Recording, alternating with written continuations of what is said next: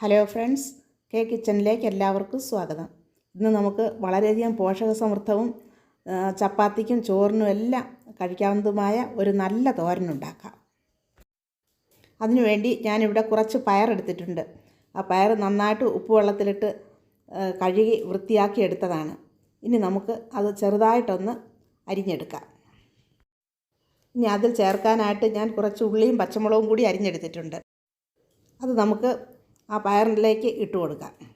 എന്നിട്ട് നമുക്ക് സ്വല്പം ഉപ്പ് കൂടി അതിലേക്ക് ചേർത്ത് കൊടുക്കാം. ഇനി നമുക്കതിലേക്ക് സ്വല്പം വെള്ളം ഒന്നൊഴിച്ച് കൊടുക്കാം. എന്നിട്ട് അത് ഒന്ന് മിക്സ് ചെയ്തിട്ട് നമുക്കൊരടപ്പ് കൊണ്ട് അടച്ച് വെച്ച് കൊടുക്കാം. എന്നിട്ടത് ഗ്യാസിൽ വേകാൻ വേണ്ടി വെക്കാം. ഇനി നമുക്കതിൻ്റെ മസാല ഉണ്ടാക്കാം. ഒരു മുറി തേങ്ങ ചിരവിയത്, 1/2 ടീസ്പൂൺ മുളക് പൊടി, 1/2 ടീസ്പൂൺ മഞ്ഞൾപ്പൊടി, 1/2 ടീസ്പൂൺ ജീരകം, 2 അല്ലി വെളുത്തുള്ളി. ഇതെല്ലാം കൂടി നമുക്കൊന്ന് ചതച്ചെടുക്കാം. ഇപ്പോൾ നമ്മുടെ പയർ വെന്തിട്ടുണ്ട്. അതിലേക്ക് നമുക്ക് ഈ മസാല ഇട്ട് കൊടുക്കാം. ഈ വീഡിയോ ഇഷ്ടപ്പെടുകയാണെങ്കിൽ സബ്സ്ക്രൈബ് ചെയ്യണം, ലൈക്ക് ചെയ്യണം, കൂട്ടുകാർക്കെല്ലാം ഒന്ന് ഷെയർ ചെയ്ത് കൊടുക്കുകയും വേണം. ഇനി നമുക്കത് 5 മിനിറ്റ് ഒന്ന് അടച്ച് വയ്ക്കാം. അതിനുശേഷം തുറന്ന് നമുക്കത് നന്നായിട്ടൊന്ന് ഇളക്കി കൊടുക്കാം. ഈ തോരൻ വളരെയധികം പോഷകാംശ ഗുണമുള്ളതാണ്.